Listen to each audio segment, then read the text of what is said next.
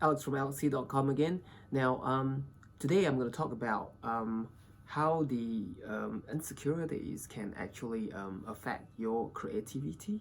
Now, I've got a couple feedback from people telling that me that the human emotions and insecurity that actually affects our performance in whatever we are doing. In this case, we're talking about creativity.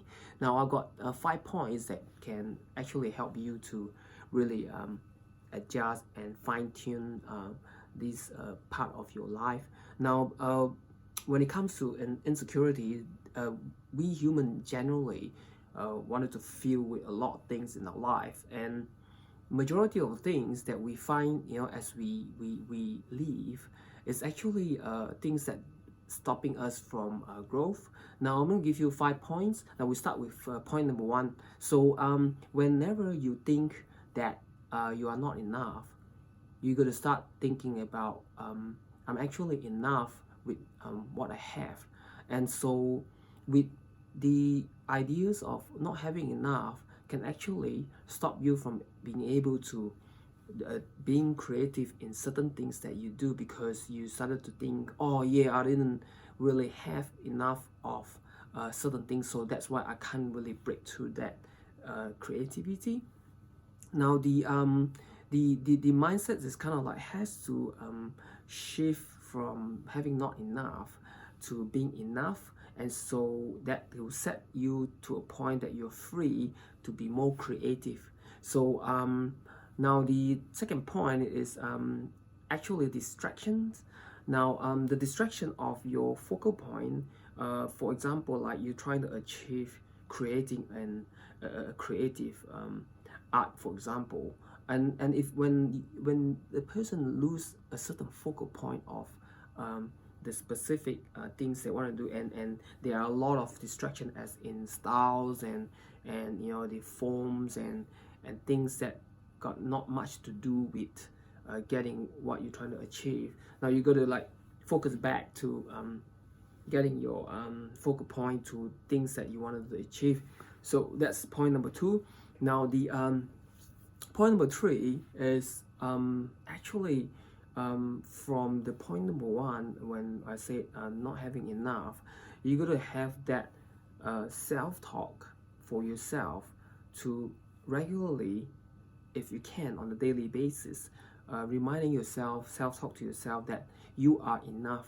So what I mean by that is when you self-talk to yourself, you are generally have a huge influence of your daily decision come from your subconscious. So as you self-talk yourself every day, that is pretty much like a you actually confess it to yourself, and to really redirect some of your neuron transitions into you are enough. So that would take time to build it, and it in the first place, like usually people would think like, oh, are you crazy, like you're gonna self-talk to yourself, are you like schizophrenic, or like not okay, but the point is not what I mean by that. The point is that you train your mind so that you are claiming yourself that you are enough. So it's a habit transition. So it'll take some time to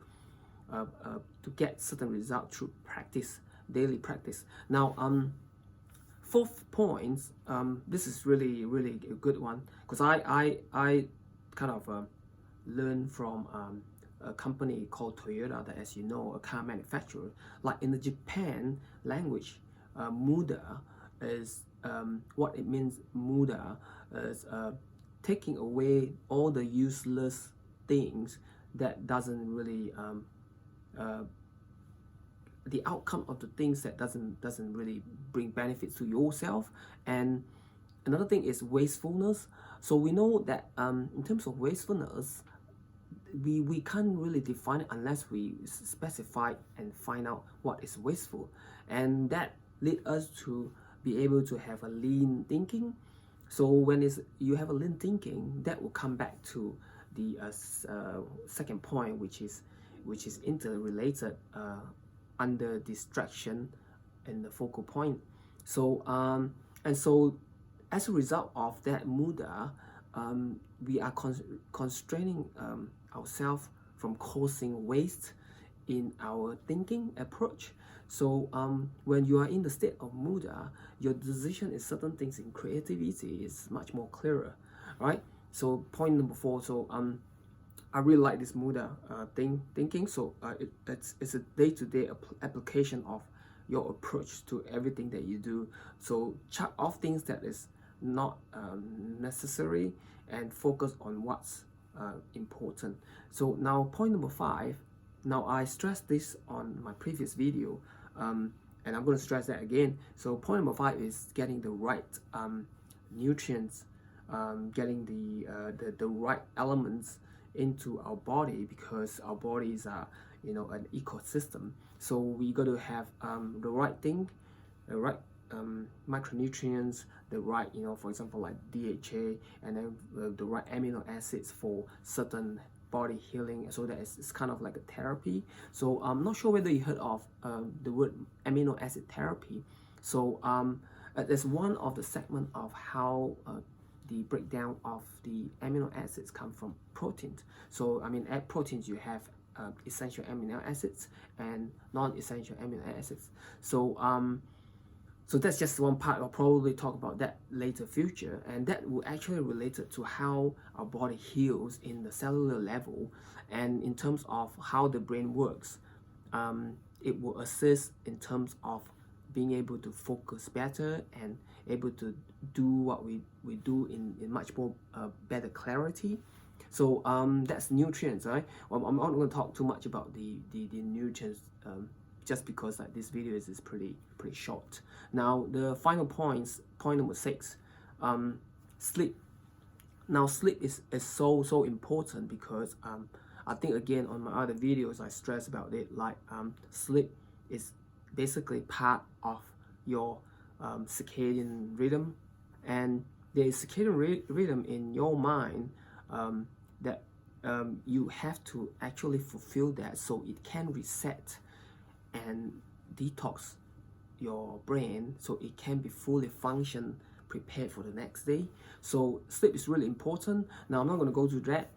There are certain resources that can help you with getting that optimized, and so that will help you in the whole to be more secure in yourself, so that you can perform your creativity in the optimal state. Now guys, I hope you like this video. Please share it to anyone that you think like it or need it, and please click like and subscribe if you think this is helpful, and I will create more videos that will help you in terms of being a better state applied into creativity. Okay, cool. Alright guys, speak soon, and I'll see you again. Bye.